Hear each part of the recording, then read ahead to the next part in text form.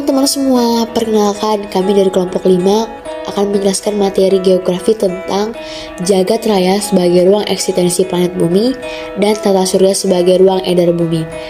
Nah, yang pertama kami akan membahas tentang jagat raya sebagai ruang eksistensi planet bumi.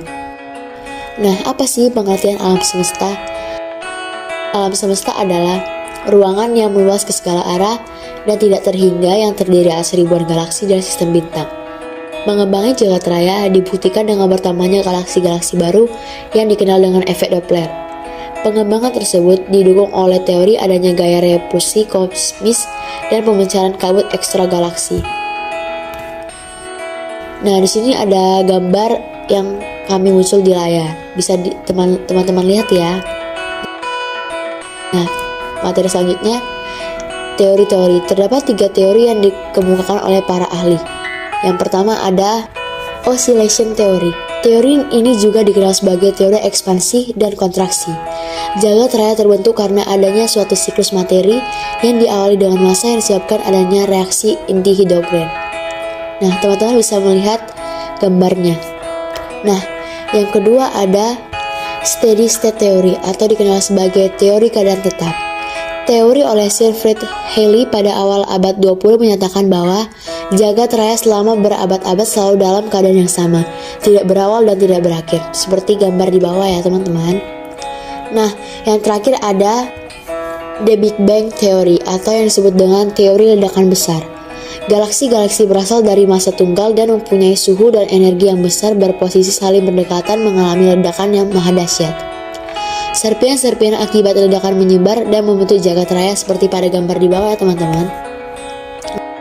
Nah, kita lanjut. Anggota galaksi adalah kumpulan dari planet, bintang, gas, debu, nebula, dan benda langit lainnya.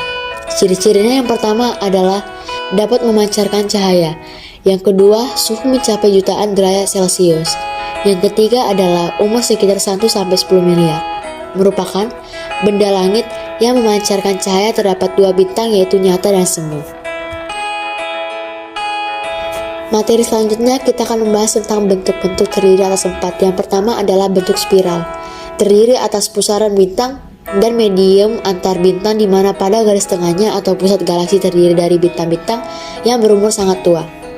Yang kedua ada bentuk spiral berbatang, yaitu memiliki lengan yang keluar dari bagian ujung suatu pusat. Tonjolan tersebut berbentuk memanjang dan berisi miliaran bintang. Yang ketiga ada bentuk elips.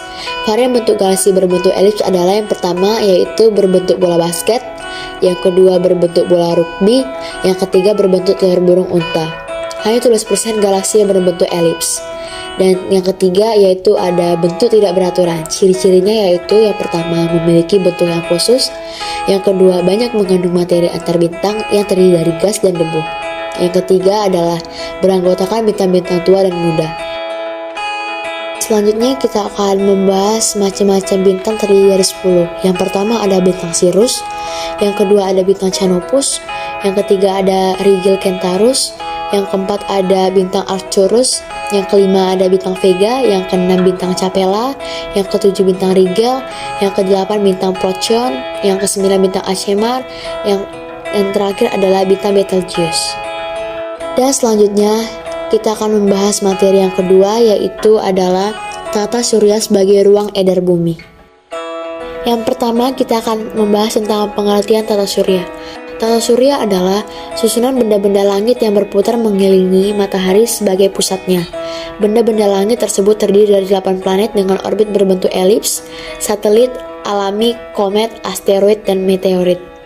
Planet-planet tersebut senantiasa bergerak memutari matahari dikarenakan adanya pengaruh dari gaya gravitasi matahari. Tata surya atau solar system termasuk dalam bagian alam semesta yang sangat luas. Tata surya terletak di dalam salah satu galaksi dari sekian banyak galaksi yang ada di ruang angkasa yaitu galaksi Bima Sakti atau Milky Way. Kata Bima Sakti berasal dari tokoh pewayangan yang memiliki kulit berwarna hitam. Hal itu dikarenakan orang Jawa kuno menganggap bintang-bintang di langit membentuk gambar Bima yang dililit ular naga. Sistem tata surya tersusun menjadi beberapa bagian yaitu matahari, 4 planet luar, 4 planet dalam, sabuk asteroid atau main asteroid belt. Dan di bagian terluar terdapat sabuk Kuiper. Hanya 6 dari 8 planet itu yang memiliki satelit alami. Sedangkan 2 lainnya yaitu Venus dan Merkurius tidak mempunyai satelit alami. Susunan anggota tata surya. Jika diamati dari ruang angkasa, maka bumi terlihat seperti bola kecil yang bergerak mengelilingi sebuah bintang yaitu matahari. Selain bumi, ada juga planet-planet lainnya yang bergerak mengelilingi matahari. Tidak hanya planet saja yang memutari matahari, tetapi ada juga benda-benda langit lainnya yang melakukan hal yang sama. Objek langit tersebut adalah satelit alami, asteroid, meteor, dan komet.